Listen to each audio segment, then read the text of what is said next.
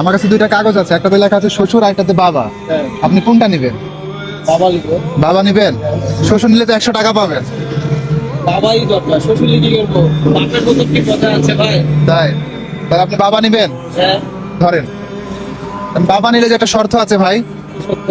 আজকে সারাদিনে যত টাকা ইনকাম করেছেন তা বাবাকে ভালোবেসে দিয়ে দিতে হবে। পারবেন? হ্যাঁ হ্যাঁ, হ্যাঁ, বাবা খাইতি।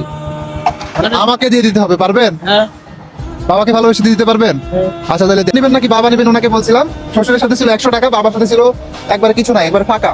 তো ওনাকে বলছিলাম যে কোনটা নেবেন, উনি বলছে বাবা নিব। তো ওনাকে শর্ত দিয়েছি যে বাবা নিলে আমাদেরকে আজকে সারাদিনের ইনকাম যত টাকা ইনকাম করেছেন পুরোটাই দিয়ে দিতে হবে। উনি কিন্তু তাও দিতে রাজি হয়েছে। ভালোবাসেন তাই না? বাবাকে ভালোবেসে মনে করেন যে দিয়ে দিবে। এতটুকুই না? আচ্ছা এখন খুব সকাল, পুরোটাই আমাকে দিয়ে দিয়েছে। আমি একটু গুনে নিব নাকি? বসেন আপনি।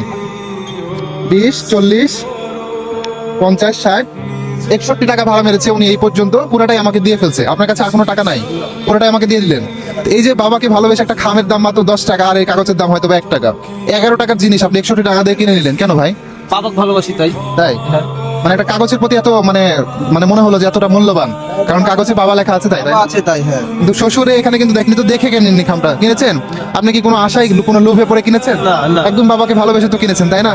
তো বাবা আপনাকে কি দিল একটু দেখা যাক, আমরা সবাই দেখি যে বাবা আপনাকে কি দিল। আপনি দেখেন, আপনি হাত দেন, ভিতরে হাত দেন, বের করেন কত আছে ভাই। হ্যাঁ, দেখা যায়। তো বাবাকে কিনে কি লস হলো? না, এটা এখন কার? এটা আমার বাবার। এটা